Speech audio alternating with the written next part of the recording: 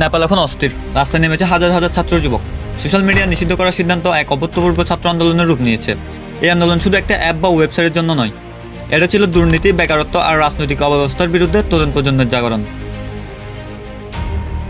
নেপালে দীর্ঘদিন ধরে রাজনৈতিক অস্থিরতা, দুর্নীতি আর অর্থনৈতিক সংকট চলছে। তরুণরা চাকরি পাচ্ছে না, দেশের উন্নতি থমকে আছে।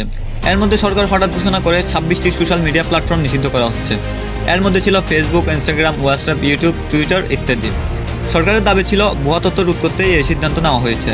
কিন্তু তরুণ প্রজন্ম মনে করে এটা আসলে মত প্রকাশের স্বাধীনতা বন্ধ করার একটি চেষ্টা। এই সিদ্ধান্তে ক্ষুব্ধ হয়ে রাস্তায় নামে ছাত্ররা, স্কুল কলেজের শিক্ষার্থীরা, বিশ্ববিদ্যালয়ের ছাত্রছাত্রীরা সবাই একসাথে মিছিল শুরু করে। আন্দোলনের স্লোগান ছিল, আমরা স্বাধীনতা চাই, স্বচ্ছতা চাই, দুর্নীতি চাই না। শান্তিপূর্ণ মিছিল দ্রুতই ছড়িয়ে পড়ে রাজধানী কাঠমান্ডু থেকে অন্যান্য শহরে। কিন্তু সরকারের প্রতিক্রিয়া ছিল ভয়ঙ্কর। নিরাপত্তা বাহিনী আন্দোলন দমাতে গুলি চালায়, রাবার বুলেট, টিয়ার গ্যাস, লাঠিচার্জ সব ব্যবহার করে। ফলে পরিস্থিতি রক্তাক্ত হয়ে ওঠে। আন্তর্জাতিক সংবাদ মাধ্যমের তথ্য অনুযায়ী অন্তত 19 জন নিহত হয় এবং শতাধিক মানুষ আহত হয়। অনেক সূত্র বলছে আসলে আহতের সংখ্যা 400-এর বেশি। তীব্র আন্দোলন আর আন্তর্জাতিক চাপের মুখে শেষ পর্যন্ত সরকার নতি স্বীকার করে। প্রথমে সরকার সোশ্যাল মিডিয়ার নিষেধাজ্ঞা তুলে নেয়, পরে একটি তদন্ত কমিটি গঠন করে।